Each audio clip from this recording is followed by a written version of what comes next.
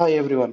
Today we are going to know about a .NET 6 feature that is a built-in dynamic component in Blazor component. Okay, here is my .NET 6 Blazor WebAssembly application. Okay, and target framework we can observe here .NET 6.1. Okay, now let's run this sample application. So on running, we can see application like this: home page, counter, and fetch data. So to understand the dynamic component, which is a built-in one, what I will do, I am going to clear this component and I will add a drop down. Okay. In that drop down, I am going to give the options of selecting the components like counter and fetch. So on selecting the drop down value at the bottom, component will be dynamically rendered. Okay. Let's implement the sample.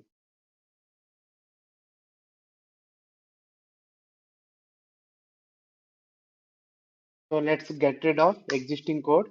Okay. Let's add a drop down.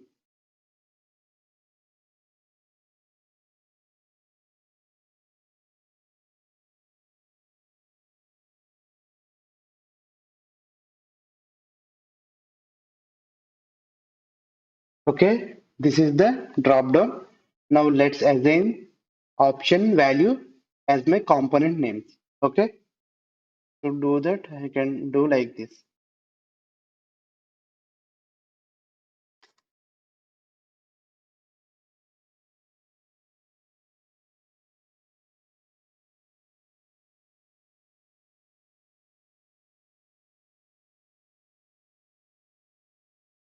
Okay, so name of will give the just name from the type. Okay, let's create a variable that going to capture the type of the component that we are going to select. Okay, type is type only. Okay,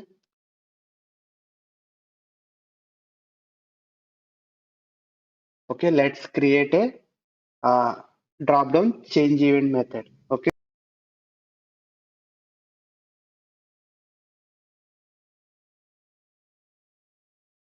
So it's going to receive change event as an argument. Okay.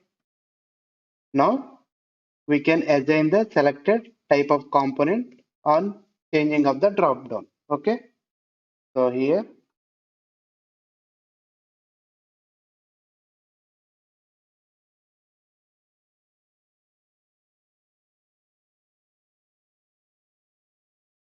so if at all it is selected some component name, then it will be greater than zero, obviously string. Okay. Now if it is greater than zero, we will generate the type of the component by the selected name. Okay. To do that, we have to specify the fully qualified name. Okay. For that, what I will do, copy the name, namespace, full namespace. Okay. Dot. And here I am going to get the and also pages inside of the pages, right? My components are available. So pages dot and the components name. For that, I can pass e dot value. Okay. Or else I will assign null value. Now I am going to render the selected component. For that, what I will do,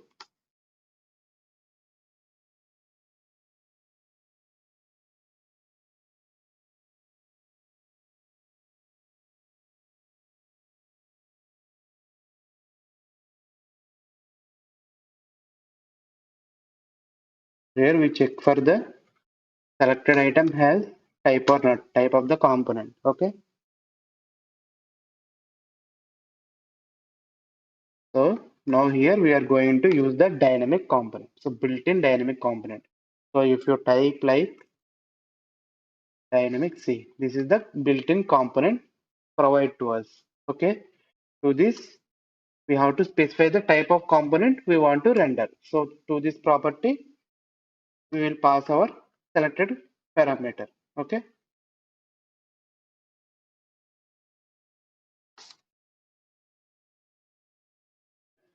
We have to register and finally we have to register the change event of the drop down.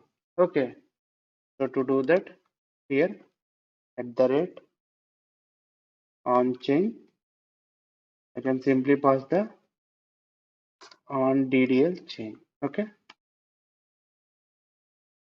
so what we did here, we added a drop down. Okay, to the drop down, we passed our components names as the options.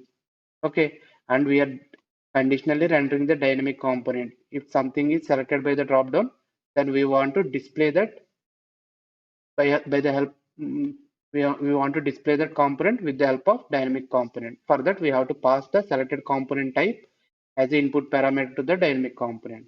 Okay, and here on change event based on the selected component name that which is a string value, we are generating the type using the get.type where we have to pass the fully qualified namespace. Okay, if we pass like this, is going to return the type. Okay, now let's run the application and test. You can see drop down here. Let's select.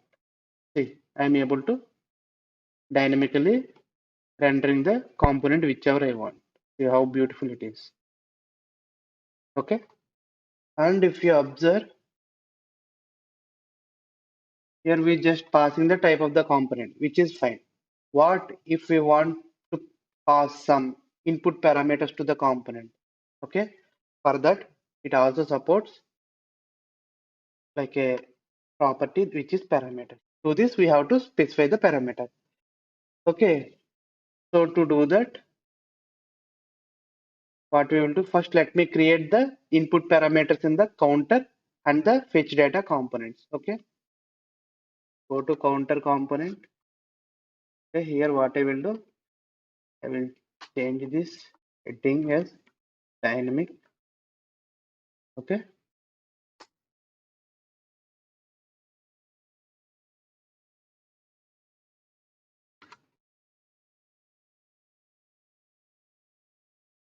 I will assign default value as counter. Okay, and to make it input parameter, it should be decorated with the parameter attribute. Okay, and I also want default uh, current count. Okay, that I want to pass from the parent component. So for that, what I will do, I will make it like a assign 0. I will make public and I will add parameter attribute. Okay, similarly in fetch component. So here, what I will do, iterate, iterate. See,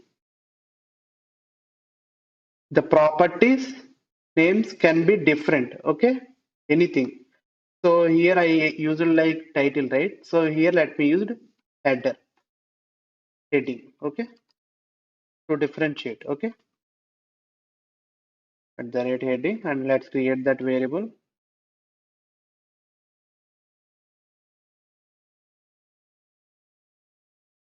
Weather forecast, and let's decorate it with parameter. Okay, now I have input parameters for each component with their own names, property names, different property names. Okay, first let me create a model to store the component properties. Okay, okay, let's create a class like component props.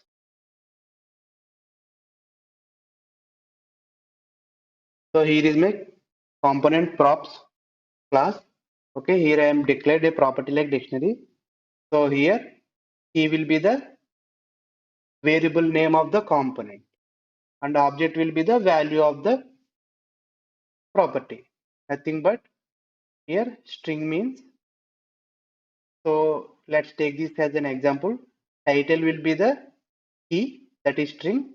Okay, and its value that we are going to pass will be the passed as an object because it can be boolean or string, depending upon property, its value will be changed, right? So we declare like a object. Okay.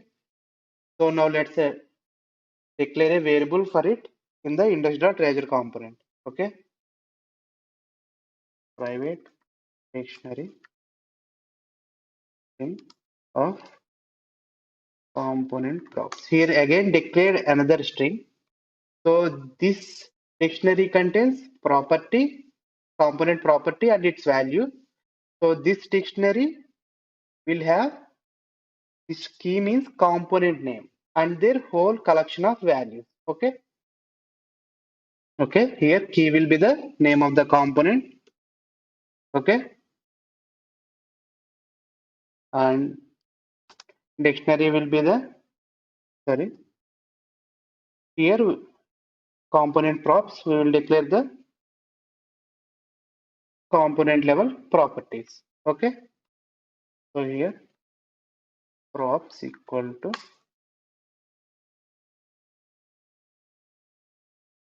this is another dictionary, right?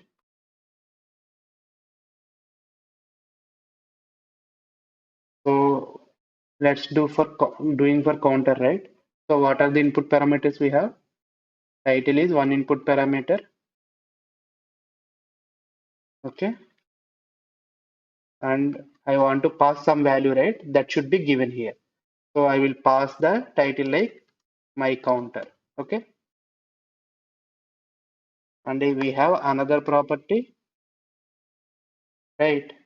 What is that property? Current count.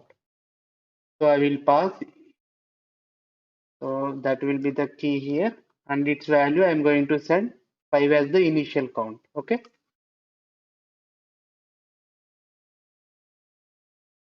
Similarly, we will declare for fetch data counter as well. Okay. So first will be the name of the component, that is fetch data.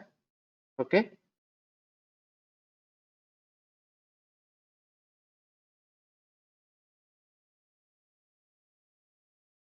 Okay.